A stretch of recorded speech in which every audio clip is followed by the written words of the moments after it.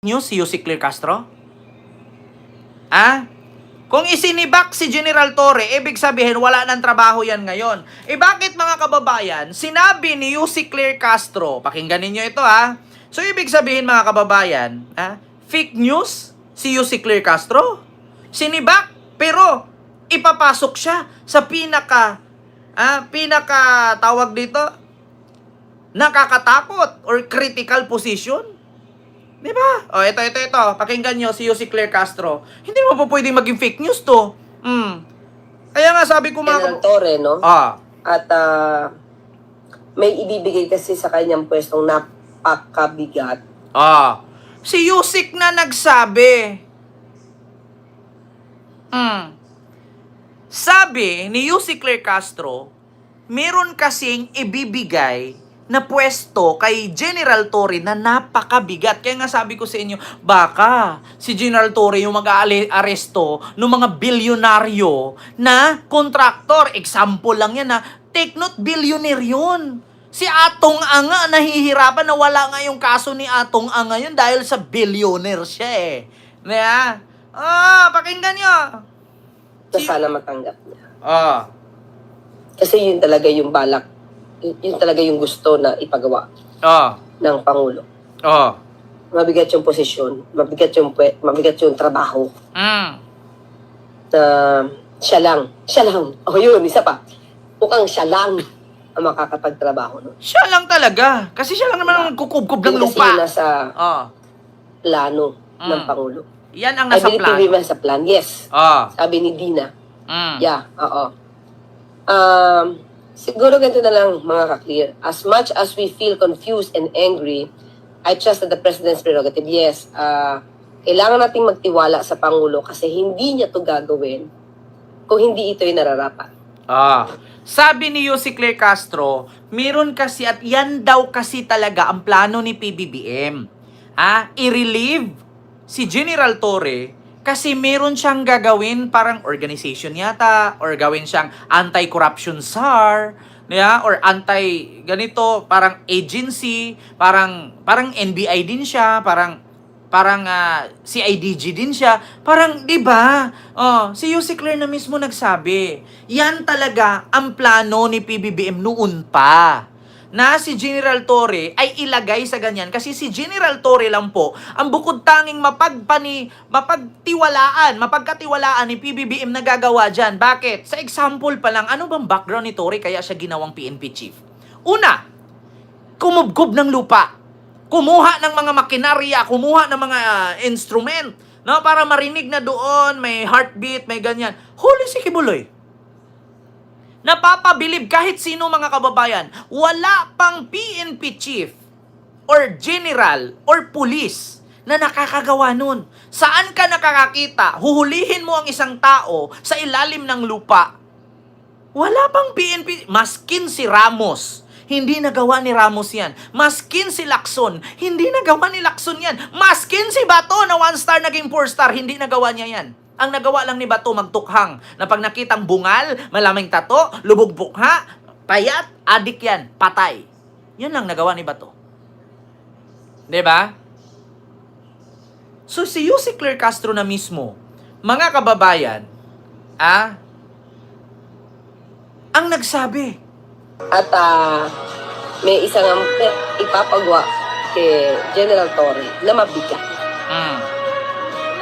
Hindi biro yung trabaho na iaatang sa kanya. Diba?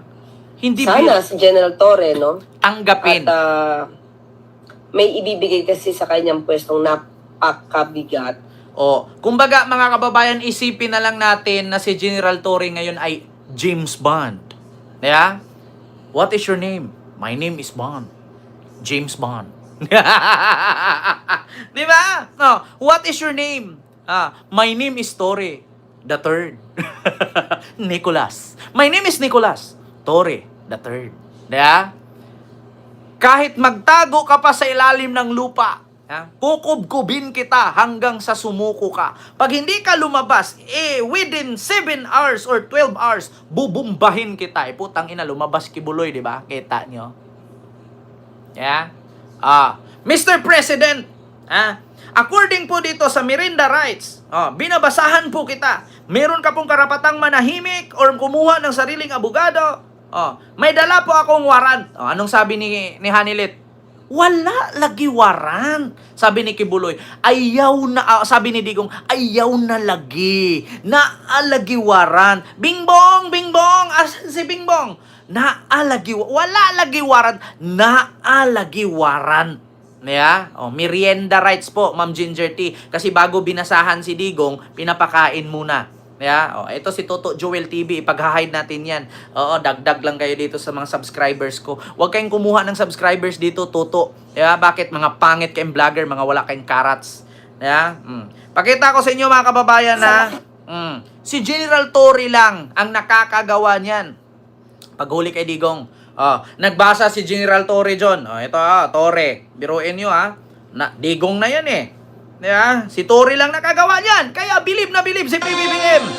Ito By virtue of the warrant of arrest issued by the ICC for crimes against humanity. Sir, you have the right to remain silent. You have the right for counsel of your choice. By virtue of the warrant of arrest issued by the ICC. Tapos sasabihin na yun ni Hanilit, walay warrant. Wala lagi. Ito. Kita ninyo Digong. Warrant. Ito mga kababayan. Ganito, sir. Pagbayad kung General Marbit, General Nagkampi ka dyan sa mga puti. Hindi nagpapadala si Torre. Pero ako, ang akin is legal. What's your basis now? I'm asking, I'm a lawyer, I'm asking you now, what is the legal basis? Legal basis Sa kapag... police power, anong basis nila? Alam mo si Digong parang hindi abogado eh. I am a lawyer, anong legal basis? May warrant ka na nga. Ano pa bang legal basis? Ikaw na mismo nagsabi, ako pumatay. Yes, 6 or 7. Ako talaga pumatay. Ako talaga bumaril. Yung mga pulis, ako nagpatay. Diba? Tapos walang legal basis yan. Diba? Pinapatapos mo lang yung hearing sa Kongreso at sa Senado eh. Sabay binagsakan ng warrant. Inamin niya lahat. Sabi nga ni Chis Escudero, delikado po ang sinasabi ni dating Presidenteng Duterte kasi pwedeng gamitin sa kanya yun para maaresto siya. Di nagkatotoo man ang sabi ni Chis. Lahat ng pag-amin niya sa Senado at sa Kongreso, pwede gawing ebidensya yun para ma-aresto siya. Nagkatotoo nga. Di ba? General Marbit. Issued by the ICC. Issued by the ICC for crimes against humanity. Mm. Sir, you have the right to remain silent. You have the right for counsel of your choice. Anything you say may be used for and against you in the court of law.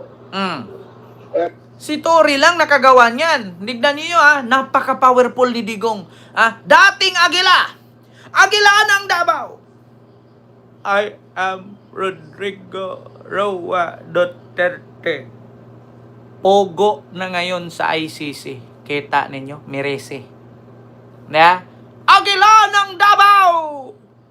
I am Rodrigo Roa Duterte. Pogo na ngayon sa ICC, yung Aguila nila. Yung Aguila nila, lumiit. Naging pogo. Yan nga yung lawyer na walang kaso eh. Walang hinahawakang kaso. Aguila nila, pakinggan ninyo, Ito. Ito pa mga kababayan. Yes, inassure ako nito ng mga Ito. security. Putol-putol kasi mga kababayan. ICC nagparamdam na. Arrest warrant ng Interpol kay dating Presidente Rodrigo Duterte hindi mapipigilan ng... Diba? Si Torre lang nakagawa niyan. Kaya mismo mga kababayan, sa mga na-o-offend po dyan, wala po akong pinangalan ng vloggers ni BBM kasi actually, yung mga vloggers ni PBBM, wala naman tayong dyan sa Malacanang. We are supported by our own. Tayo, mga voluntaryo tayong nag-support sa administrasyon ni Marcos. Hindi naman tayo dito permanent. Hindi naman tayo dito habang buhay. We are only supporting by the government kasi gusto natin pagbabago. Pero sa ngalan na may mga pinanumpaan po ba kayo? Iwan ko lang sa ibang vloggers baka may pinanumpaan kayo. Kasi ako, never po akong sumali sa kanila at never po akong sumasama sa kanila. Sa madaling salita mga kababayan, huwag po kayong ma-offend. 'Di ba? Bilang kaibigan, bilang kapatid, o kahit huwag nyo na akong ituring kasama, huwag nyo na ako ituring na kaibigan, advice ko lang sa inyo, huwag nyo pong kuhaan ng utak si Marcos. Bakit? BBM know his job. Alam ni PBBM ang ginagawa niya. My God. Kung kayo nga nagawa ninyong magbablog-blog dyan, si PBBM ba hindi nagawa? Hindi naman niya tatanggapin yung kanyang pagiging presidente. Hindi yan mag-take oath. Hindi yan manumpa dyan kung hindi niya gagampanan yung kanyang trabaho. BBM is BBM. Naka na yan pumirma na yan siya bilang presidente Kaya panindigan niya kung ano yung pagiging siya. 'Di ba, Ma'am Jocelyn Flores, maraming salamat po. 'Di ba? PBBM is PBBM. So, sa mga galit diyan na mga DDS, antayin niyo na lang matapos yung termino ni Marcos. Pag natapos yung termino ni Marcos, and then go, it's your turn. Sa ngayon, sorry, kasi ilang years pa, layo pa yung 2028, 25 pa lang ngayon, may 3 years pa. So, you just wait until PBBM step down. 'Di ba? Ganun lang. Wag nang Diyos mio, Marimar. Alam nyo, sa Pilipinas, nangyari, mga kababayan, simula nung pagtungtong ni Erap, ni Ramos, hanggang sa ngayon, kasalukuyan, kadalasan naman sa mga presidente, kung hindi nakukulong, nakakasuhan. Na yan? Immune ng mga Pilipino niyan? Baka nga pagbaba ni PBB, may kaso din kakaharapin yan. Just like Digong, hindi ko nga in-expect na si Digong kung gaano ka-powerful noon, napakalakas, napakagaling. Chess master ang sinasabi. Magaling sa taktika sa politika. Pero what happened right now? What happened to Digong? The most powerful and the influential top 100 influential people in the Time magazine. What happened? Nandun nakakulong. So, hindi po natin expected. 'Di ba? Kaya mga kababayan, huwag niyong pangunahan kasi hindi po lahat ng kilos ni PBBM ay ipapublic niya or ipublicize. Bakit? Mga confidential po. Yan po ang salitang confidential. 'Di ba? Yan po ang salitang confidential. Yung kung ano man ang plano ng presidente, hindi pwedeng ipaalam sa lahat ng tao. Merong mga bagay na pwede nating malaman at merong mga bagay na sila lang. Yan po ang salitang confidential. Pero yung sinasabing confidential kung saan mo dinala yung 125 million in just 11 days, hindi po yung matatawag na confidential. Bakit? Bakit sila gumawa ng resibo na hindi pala pwedeng ilagay ang totoong pangalan ng tumanggap? So, ibig sabihin, katawa-tawa yung resibo na i-present nila sa COA. Bakit mo sasabihin confidential? Tapos nag-submit ka ng resibo sa COA, so ano yun? Sabotabol na agad COA kahit pasahan mo doon ng resibo na 100 million halaga ng ballpen, okay lang? Parang hindi naman, sinong niluloko? Diba taong bayan? Ang totoong confidential, yung mga gawa, kilos at hakbang ng presidente na hindi malalaman ng sambayanan. Kasi yan yung salitang confidential. Pero yung inigastos mo, yung 125 million in just 11 days, tas gagawa ka ng peking resibo, katulad sa paggawa mo ng peking resibo dun sa Armed Forces of the Philippines na tumanggap sila ng 15 million na samantalang inamin ng Armed Forces of the Philippines, wala silang natanggap. So, okay ba yung ganon? Yun ba ang salitang confidential? Diba? Ganun yun mga kababayan. Kaya nga maraming galit sa aking DDS. Bakit? Kasi may utak ako na wala sila. Kasi bubunga naman sila. Mga walang karats yan Diba, Ma'am Lia Takahashi? Maraming salamat sa yung 500 yen super sticker. Thank you so much po. Ma'am, my pleasure. Arigato gozaimasu. Diba? Huwag nyo pong maliitin si Marcos. At yung mga vloggers na na-offend, no! Huwag kayo mag-offend. Bakit? Hindi nyo alam si Marcos. Marcos is Marcos. You is you. Me is me. Mind your own business and I will mind my mind. Di ba? Ganun lang yun. No? Kaya nga wala akong pinapangalanan, di ba? Di ba? Alam niyo sa ngayon kasi mga kababayan, sa dinami-daming taon na laging tinatawag ng mga DDS na si PBBM the weak leader, bangag at adik, simula nung ikinulong si Digong, yung mga kaalyado ni Digong, naghuhugas kamay at hindi lang naghuhugas kamay, naghuhugas paa pa. Tignan mo si Jinggoy Estrada. Inamin na niya mismo kasi alam niya na lalabas talaga yan sa investigasyon ni Marcos na hindi lang 2022 year may mga ghost project ang government. Maskin a previous administration, maraming ghost project. Mauungkat yan. Mark my word. Yung sinasabi ko dito na pinsan pala ni Digong yung top 2 according sa Abante News. Mauungkat yan. Mark my word. Diba? Ma'am Fortuna. Kaya, sa totoo lang mga kababayan, yun lang po yung ating reaksyon. Kaya, ngayon mga kababayan, kung naalala ninyo, I will tell you frankly at i-remind ko lang kayo. Kung naalala ninyo noon naging presidente si Digong 2016, pagka 2018, lahat ng liberal parties bumaliktad at naging PDP. Naalala ninyo? Dati, nung presidente si Pinoy, napakadami! Pumapalakpak kay Pinoy. Naalala nyo, nanalo si Digong, lahat ng liberal na numpa naging PDP? Sa ngayon, yung mga PDP ni Digong, wala pa yon.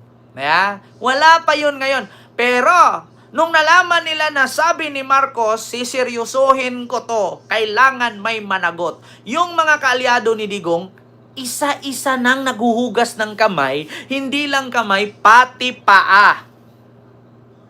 Totoo yan, mga kababayan. Anong sabi ni Digong? Even you give me 20 years, I cannot. Maghanap kayo ng bagong Marcos.